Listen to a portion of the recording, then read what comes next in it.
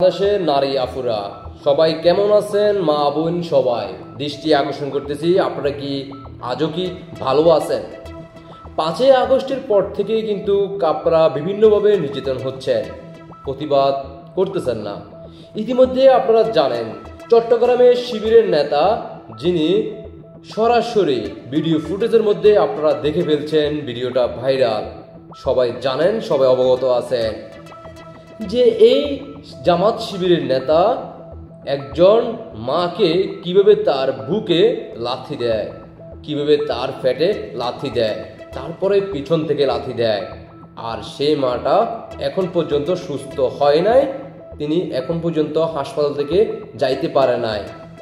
পরবর্তীতে যখন ভিডিওটা ভাইরাল হয়, জামাত শিবির সেটাকে নিজের আবেগ ইমোশন কাজে লাগানোর জন্য তাকে তার দল থেকে বহিষ্কার করে।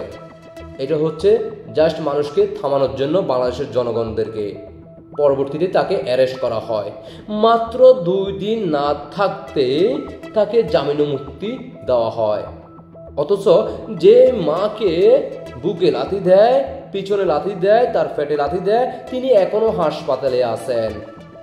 জামাতের এই নেতাকে ঈদ করার জন্য তার পরিবারের সাথে ফুল দিয়ে, কাঁচা ফুল দিয়ে, বিভিন্ন ফুলের ডিজাইনে উজ্জীবিত করার জন্য তাকে রিসিভ করে, তাকে মুক্তি পর।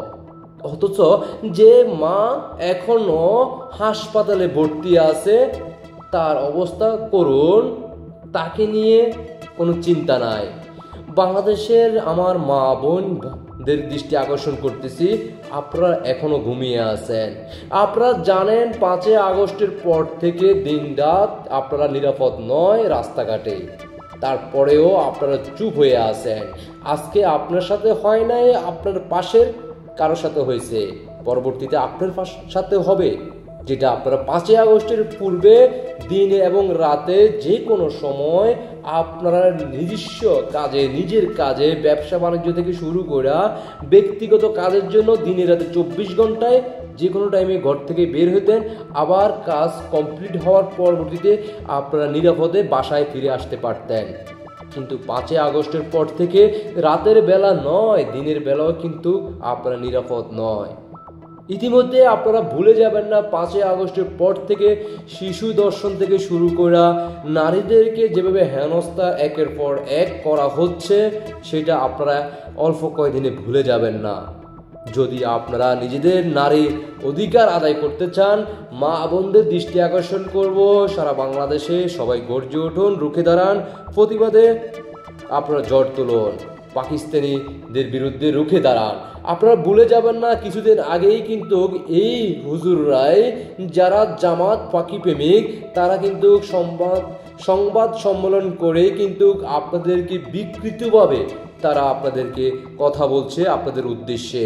আপনাদেরকে নারী ব্যবসা, দেহ ব্যবসা, হোটেল ব্যবসা, আরও যা যা বলার ছিল, তাদের মুখে কিন্তু দাড়ি ছিল, মাথায় টুপি ছিল।